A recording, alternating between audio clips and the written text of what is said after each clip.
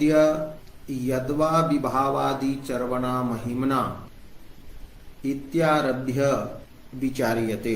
पूर्वं प्रतिपादितं यत् रसास्वादक्रमे विभावादीनां प्रत्येकं पृथक् पृथक् चर्वणा भवति। विभावः पृथक् रूपेण प्रतीयते, अनुभावः अपि तथैव, व्यभिचारी अपि तथैव पृथक् रूपेण ज्ञायते। एवं विभावादीनां पूर्वं पृथक् रूपेण चर्वणा भवति, तत्पश्चात् सम्मिलितानां विभावादीनां अपरा चर्वणा भवति। तया एव द्वितीयया चर्वणया आवरणभङ्गः भवति इति पूर्वं प्रतिपादितम्। किन्तु यद्वा इति ग्रन्थेन प्रतिपाद्यते यत् आनन्दाकारा या चित्तवृत्तिः भवति तां चित्तवृत्तिं विना आवरणभङ्गः न संभवति। अतः आवरणभङ्गस्य कारणम् आनन्दाकारा चित्तवृत्तिः एव स्वीकरणीया, न तु विभावादीनां समुदितानां चर्वणा। पूर्वं प्रतिपादितं यत् समुदितानां विभावादीनां चर्वणया चिद्गतम् आवरणं भज्यते। किन्तु अत्र प्रतिपाद्यते यत् आनन्दाकारा वृत्तिः यावत् न उदेति तावत् आवरणभङ्गः न संभवति। पूर्व मते विभावादि समुदित चर्वणायाम् आवरणभङ्गजनकत्वं यत् कल्पितं वर्तते तद् अपूर्वम् अस्ति। किन्तु आनन्दाकारचित्तवृत्तौ आवरणभङ्गकारणत्वं वास्तवं वर्तते। अतः आनन्दाकारा चित्तवृत्तिः एव आवरणभङ्गस्य कारणत्वेन स्वीकरणीया। सा चित्तवृत्तिः विभावादि चर्वणा महिम्ना जायते। तो विभावादि चर्वणा महिम्ना तत्तत् स्थायुपहित स्वरूपानंदाकारा तैः तैः स्थायिभिः एवं तैः तैः विभावादिभिः तत्तत् शब्देन विभावादयः अपि अत्र ग्राह्याः। अतः विभावादिभिः संबलितः यः वर्तते स्थायी भावः तेन उपहितः प्रमातुः स्वरूपभूतः यः आनन्दः तदाकारा चित्तवृत्तिः उदेति। यथा योगिनः सविकल्पक समाधौ चित्तवृत्तिः उदेति। समाधिपदेन अत्र सविकल्पकः एव समाधिग्राह्यः। यतो हि विभावादि चर्वणा महिम्ना या चित्तवृत्तिः उच्यते जन्यते सा सविकल्पा एव भवति। तत्र हि विभावादीनां परामर्शः भवति। इत्थं तैः तैः विभावादिभिः स्थायिभिश्च उपहितं यत् स्वरूपं वर्तते आनन्दः उपहितः यः स्वरूपभूतः आनन्दः तदाकारा चित्तवृत्तिः अहम् आनन्दः इत्याकारा या चित्तवृत्तिः वर्तते तया चित्तवृत्त्या आवरणभङ्गः भवति।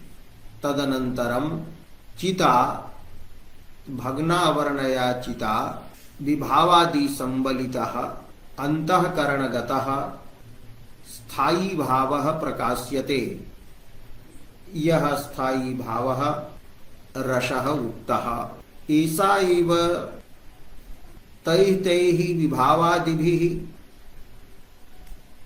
स्थायिभिश्च उपहिता स्वरूपभूतानंदाकारा या चित्तवृत्ति वर्तते सा एव तन्मयी भवन शब्देनापि निगद्यते।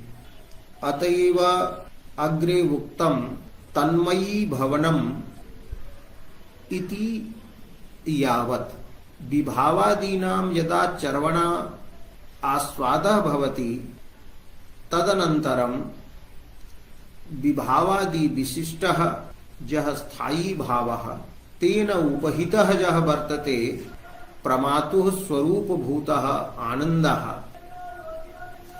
तदानन्दाकारा चित्तवृत्तिः तन्मयता उच्यते।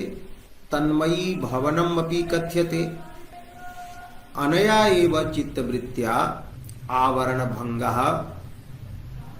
भवति इति यद्वा इति चित्तवृत्ति उपजायते इति यावत् विद्यमानस्य ग्रन्थस्य अभिप्रायः अस्ति। यद्वा इतः पूर्वम् उक्तम् आसीत् यत् विभावादीनां प्रत्येकं पृथक् पृथक् चर्वणा भवति। तदनन्तरं समुदितानां विभावादीनां चर्वणा भवति। तो समुदित विभावादि चर्वणया आवरणभङ्गः भवति।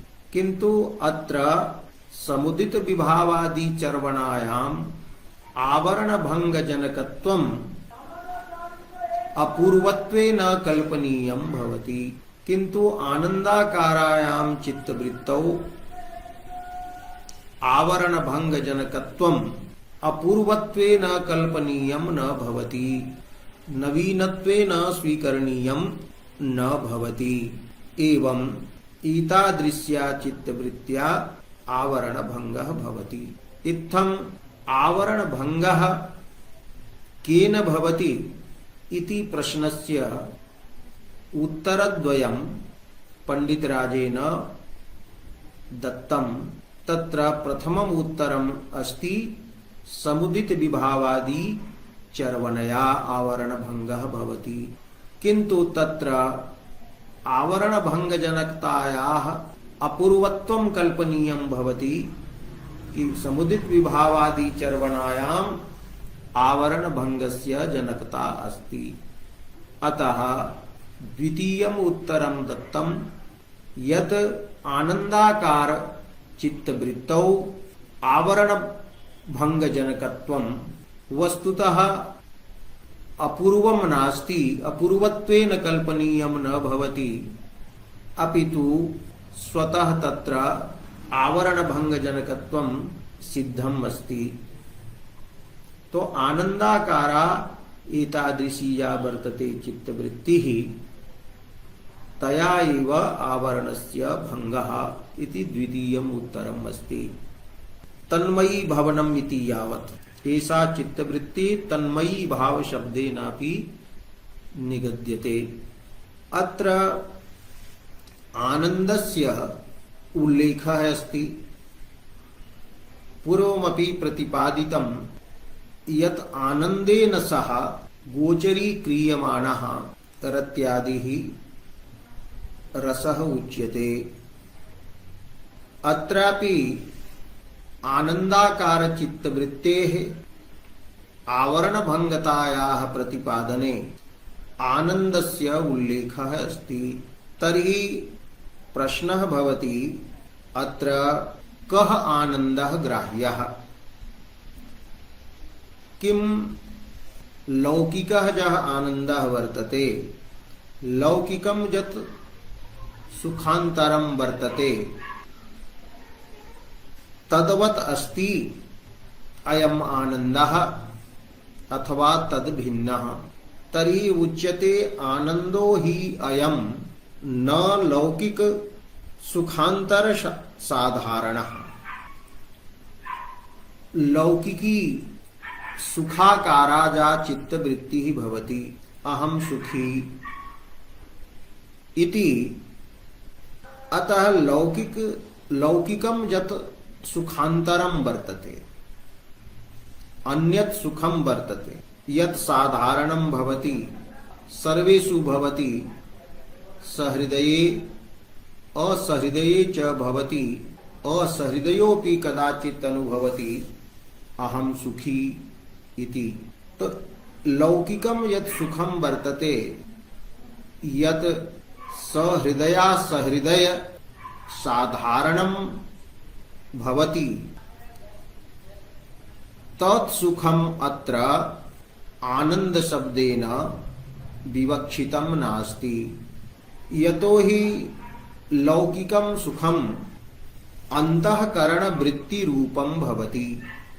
अहम सुखी इति सुखाकाराजा अंतःकरण वृत्ति ही वर्तते तद रूपम एव लौकिकम सुखम भवति। अयम आनंदः यः अस्ति स तु प्रमातुः स्वरूपभूतः वर्तते स अंतःकरण वृत्ति रूपः नास्ति। तदेव उच्यते आनंदो ही अयम न लौकिक सुखांतर साधारणः अनंतःकरण वृत्तित्वात्। लौकिकम यत् सुखांतरम भवति तत्सुखांतरम अंतःकरण वृत्ति रूपम भवति। इदं तु अनंतःकरण वृत्ति रूपम अस्ति। यतो हि आत्मनः प्रमातुः स्वरूपम वर्तते अयम आनंदः। आत्मनः ही आनंद रूपता सच्चिदानंद इत्यादौ प्रतिपादितम अस्ति आत्मनः आनंद रूपता। अतः विभावादि चर्वणा महिम्ना या तत्तत् स्थाय्युपहित स्वरूपानंदाकाराया चित्तवृत्ति भवति तत्र यह आनंदः अस्ति। अथवा पूर्वं यदुक्तम आनंदेन सह गोचरी क्रियमाणः इत्यादि तत्रापि आनंद शब्देन स्वरूपभूतः आनंदः यत्र गृहीतः अस्ति। अयम अंतःकरण वृत्ति रूपः आनंदः नास्ति। तो अनंतःकरण वृत्ति रूपत्वात् अयम आनंदः न लौकिक सुखांतर साधारणः। इत्थम अभिनव गुप्त मम्मटादि मतम आश्रित्य रसस्वरूपम विचारितम। अतः निष्कर्ष रूपेण अग्रे कथयति अभिनव गुप्त मम्मटादीनां मते भगनावरण चिद विशिष्टः रत्यादिः यः स्थायी भावः स एव रस शब्देन उच्यते। अग्रे वाक्यम् अस्ति इत्थम् अनेन प्रकारेण अभिनव गुप्त मम्मट भट्टादि ग्रंथस्वारस्येन। अभिनव गुप्तस्य यः अभिनव गुप्तः ध्वन्यालोकस्य लोचनं नाट्यशास्त्रस्य अभिनव भारतीं च साहित्यशास्त्रे लिलेख। तस्य अभिनव गुप्तस्य यः ग्रंथः वर्तते अभिनव भारती ध्वन्यालोक लोचनम् एवं मम्मट भट्टस्य यः ग्रंथः वर्तते काव्य प्रकाशः एवं आदिपदेन अभिनव गुप्तानुयायिनः ये अन्ये आलंकारिकाः सन्ति तेषां ग्रंथानां स्वारस्येन सिद्धं भवति। तेषां ग्रंथानाम् अभिप्रायः वर्तते कि भगनावरण चिद विशिष्टः रत्यादि स्थायी भावः रसः अस्ति इति स्थितं भवति। तो स्थायी भावः चिद विशिष्ट स्थायी भावः रसः इति अभिनव गुप्तादीनां मतं वर्तते। किन्तु पंडितराजः अत्र कथयति यत् श्रुतौ रसशब्दस्य प्रयोगः चिति वर्तते। रसशब्दस्य अर्थः चैतन्यं वर्तते। चैतन्ये रसशब्दः प्रयुक्तः। अग्रे स्वयमेव ग्रंथकारः तां श्रुतिं तच्छ्रुतिवाक्यम् उद्धरिष्यति यदस्ति रसो वै सः। तो सः यः वर्तते परमात्मा आत्मा स रसः अस्ति। अतः चित् या वर्तते चैतन्यम् आत्मा स एव रस शब्देन अभिहितः। तो वेदांत प्रसिद्धः रस शब्द वाच्यः चित् रूपः अर्थः वर्तते। चैतन्यम् अस्ति। तो रस शब्दः संकेतितः तत्र वर्तते चैतन्ये। एवं साहित्य शास्त्रेपि रस शब्देन मुख्य रूपेण चैतन्यम् एव वाच्यत्वेन स्वीकरणीयम्। कि रस शब्दस्य अर्थः वर्तते चैतन्यम्। किन्तु वेदांत प्रसिद्ध रस शब्द वाच्यं चैतन्यं वर्तते तत् निरवच्छिन्नं चैतन्यम् अस्ति। शुद्धं चैतन्यं वर्तते। शुद्धा चित् वर्तते। किन्तु अत्र विभावादि संबलित स्थायी भावेन उपहिता या वर्तते चित् सा चितरस शब्देन स्वीकरणीया विवक्षणीया। तो रस शब्दस्य चित् परत्वं चिद्बोधकत्वं रसो वै सः इति श्रुतिवाक्येन स्वीकृतम्। अतः आलंकारिकैः अपि चित् एव रसपदेन स्वीकरणीया। किन्तु सा चित् स्थायी भावेन उपहिता वर्तते। तदेव उच्यते वस्तुतस्तु वक्ष्यमान श्रुति स्वारस्येन वक्ष्यमाना या श्रुतिः वर्तते रसो वै सः इति श्रुतिः उपनिषद वाक्यं यदस्ति तस्य स्वारस्येन तस्य अभिप्रायेण रत्याद्यवच्छिन्ना भग्ना वर्णा चिदेव रसः। वेदान्तस्य रसः निरवच्छिन्ना चित् वर्तते। अत्र साहित्य शास्त्रस्य रसः रत्याद्यवच्छिन्ना भग्ना वर्णा चित् अस्ति। वेदान्तगतापि चित् भग्ना वर्णा एव वर्तते। अतः भग्ना वर्णत्वं तु उभयत्र समानम् अस्ति। किन्तु रत्याद्यवच्छिन्नत्वं काव्य प्रतिपाद्ये रस पदबोध्ये चैतन्ये भवति। तो रत्याद्यवच्छिन्ना भग्ना वर्णा चिदेव रसः। ईवकारेण यत्र भग्ना वर्ण चित् विशिष्ट रत्यादेः रसपदबोध्यत्वं निषिध्यते व्यवच्छिद्यते। अत्र विशेष्य भावस्य व्यत्यासः अस्ति वैपरीत्यं वर्तते। मम्मटादि मते भग्ना वर्णा चित् विशेषणत्वेन निवेशिता अस्ति। तत्र विशेष्यत्वेन रत्यादीनां निवेशः वर्तते। अतएव उच्यते भग्नावरणाचिद विशिष्टः रत्यादि। तो भग्नावरणाचित रत्यादौ विशेषणं भवति। तो रत्यादेः तत्र विशेष्यता। अभिनवगुप्तादि मते रत्यादेः विशेष्यता अस्ति। भग्नावरणायाः चितः विशेषणता वर्तते। भग्नावरणाचित विशेषणं भवति एवं रत्यादिः विशेष्यं भवति। किंतु पंडितराजः कथयति नहीं, चिद एव विशेषणत्वेन निवेशनीया।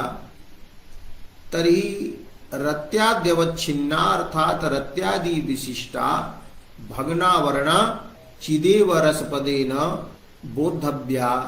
अत्र रसो वैसः इति श्रुतेः स्वारस्यं वर्तते। श्रुतिः चितमेव चैतन्यमेव रसपदेन सूचयति। अत्र रत्यादेः विशेषणत्वं भवति, चितश्च विशेष्यता भवति। इत्थम् अत्र अभिनवगुप्तादि मते भग्नावरण चिन्निष्ठ प्रकारता निरूपित विशेष्यतावान रत्यादि भवति। पंडितराज मते तु रत्यादि निष्ठ प्रकारता निरूपित विशेष्यतावती चिदेव भवति। चित् विशेष्यत्वेन निवेशिता वर्तते। इत्थम् अभिनवगुप्तादि मतं भवतु अथवा पंडितराजेन उक्तं मतं भवतु, काव्यशास्त्रीयः रसपदार्थः अखण्डः न सिद्ध्यति अपितु सखण्डः वर्तते। यतो हि तत्र द्वौ खण्डौ भवतः रत्यादि स्थायी भावः एवं भग्नावरणा चित्। अनयोः विशेष्य विशेषण भावे एव अत्र वैमत्यं प्रतिपादितम्। उभय मते विशिष्टः पदार्थः अस्ति रसः।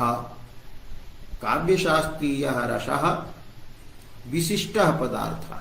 रत्यादि विशिष्टात् चिद् भवतु अथवा चिद् विशिष्टः रत्यादि भवतु। न केवलः रत्यादिः रसपदेन उच्यते काव्यशास्त्रे, नापि केवला चिदेव रसपदेन स्वीकरणीया। केवला चित्तु वेदान्ते एव रसपदेन स्वीक्रियते। अतः विशिष्टः अस्ति रसपदार्थः। अत्र विशिष्टे रसपदार्थे चिद् रूपः एकः अंशः, रत्यादि रूपः एकः अंशः। तत्र चिद् रूपः यः अंशः वर्तते स नित्यः वर्तते। चित् चैतन्यं हि नित्यं भवति। एवं च चित् या वर्तते सा स्वप्रकाशा भवति। स्वप्रकाशत्वं तत्र भवति। चित् चैतन्यम् आत्मानम् अपि प्रकाशयति, अन्यत रत्यादि अपि प्रकाशयति। रस पदार्थस्य चित् रूपः यः अंशः वर्तते तत्र नित्यत्वं वर्तते, स्वप्रकाशत्वं च वर्तते। एवं चिद्गतं चिदंशगतं नित्यत्वम् आदाय व्यवहारः भवति नित्यः रसः। एवं चिदंशम् आश्रित्य व्यवहारः भवति रसः स्वप्रकाशः वर्तते। एवं विशिष्टे रसपदार्थे चिदंशमादाय नित्यत्वस्य स्वप्रकाशत्वस्य च सिद्धि भवति। चित् ही स्वयं प्रकाश्या भवति। चितः प्रकाशनाय प्रकाशान्तरस्य अपेक्षा न भवति। यथा लौकिक व्यवहारे घटादि प्रकाशनाय सूर्यस्य आवश्यकता भवति, किंतु सूर्यस्य स्वरूप प्रकाशनाय अन्यस्य प्रकाशस्य आवश्यकता न भवति। तर्हि रसः चिदंशम् आदाय स्वप्रकाशः नित्यश्च व्यवह्रियते। अत्र चिदंशः मम्मटादि मते विशेषणं भवति। एवं रसो वैसः इति श्रुतिस्वारस्येन पंडितराज मते चित् पदार्थः विशेष्यः भवति, विशेष्यं भवति। तदेव उच्यते सर्वथा एव सर्वैः प्रकारैः अभिनव गुप्तादि मतं भवतु अथवा पंडितराजस्य मतं भवतु, सर्वथा अस्याः विशिष्टात्मनः नित्यत्वं स्वप्रकाशत्वं च सिद्धं। मम्मटादि मते चिद विशिष्टः रत्यादि रसः उच्यते, यतः चित् विशेषणं वर्तते। और पंडितराज मते तो चित् विशेष्य भूता, यतेव उक्तं विशिष्टात्मनः अस्य विशेषणं विशेष्यं वा चिदंशम् आदाय नित्यत्वं स्वप्रकाशत्वं च सिद्धं भवति। एवं यदि रत्यादि रूपम अंशम गृह्णीमः तदा रत्याद्यंशः अभिनव गुप्तादि मते विशेष्य भूतः अस्ति। पंडितराज जगन्नाथ मते तु रत्याद्यंशः विशेषण भूतः वर्तते। अतः विशेषणं विशेष्यं वा रत्याद्यंशम् आदाय रसस्य अनित्यत्वं सिद्ध्यति। रत्यादयः हि अनित्याः सन्ति, तेषाम् आत्मसत्साक्षात्कारे सति वासनाभूतानामपि तेषां रत्यादीनां विनाशः स्वीक्रियते। रत्यादयः अनित्याः सन्ति। एवं रत्यादिः जड़ पदार्थः यः वर्तते अंतःकरणस्य धर्मः स चिता एव प्रकाश्यते। अतः रत्याद्यंशे इतर भाष्यत्वं वर्तते। इतरया चिता प्रकाश्यमानत्वम् अस्ति। पूर्वम् उक्तम् अंतःकरणस्य धर्माः एते रत्यादयः भग्ना वर्णया चिता एव प्रकाश्यन्ते। अतः रत्यादिषु इतर भाष्यत्वं पर प्रकाश्यत्वम् अस्ति, स्वप्रकाशत्वं नास्ति। यथा घटः पर प्रकाश्यः भवति, प्रदीपादि प्रकाशेन स प्रकाश्यते, अतः स इतर भाष्यः इतरेण प्रकाशनीयः अस्ति। किंतु प्रदीपादिः सूर्यः वा स्वप्रकाशः वर्तते, इतर भाष्यः स नास्ति। इत्थं रत्यादौ अनित्यत्वम् अस्ति, इतर भाष्यत्वम् अस्ति। अतः रत्याद्यंशम् आदाय व्यवहारः भवति यत् रसः अनित्यः वर्तते, रसः इतर भाष्यः वर्तते। इत्थं काव्यशास्त्रीयः यः वर्तते रसपदार्थः स अंशभेदेन नित्योपि वक्तुं शक्यते, स्वप्रकाशोपि वक्तुं शक्यते, एवं च अनित्योपि वक्तुं शक्यते, इतर भाष्योपि वक्तुं शक्यते। तदेव उक्तं रत्याद्यंशम् आदाय तु अनित्यत्वम् इतर भाष्यत्वं च अस्ति। अग्रे उच्यते चर्वणा पदार्थः कः वर्तते। विभावादि चर्वणा इति उक्तम्। पुनः समुदित विभावादीनां चर्वणा इति उक्तम्। तर्हि चर्वणा का? तर्हि उच्यते चर्वणा च अस्य चिद्गता वर्णभंगः एव। चिद्गतं यत् आवरणं वर्तते, चितः आनन्दरूपः यः अंशः, तस्य आवरकं यत् अज्ञानं वर्तते, तस्य भंगः यः वर्तते, सा एव चर्वणा अस्ति।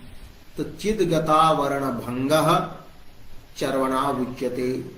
चर्वणा आस्वादः, पुनः पुनः भावना इत्यपि उच्यते।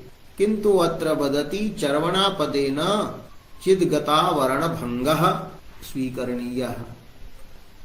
अथवा मतान्तरेण यत्र समुदित विभावादि चर्वणा न स्वीक्रियते, यद्वा इति पंक्त्या यत् मतं प्रतिपादितं तत्र उक्तं तत्तत्स्थाय्युपहिता तत्तत्स्थाय्युपहित स्वरूपानंदाकारा चित्तवृत्तिः।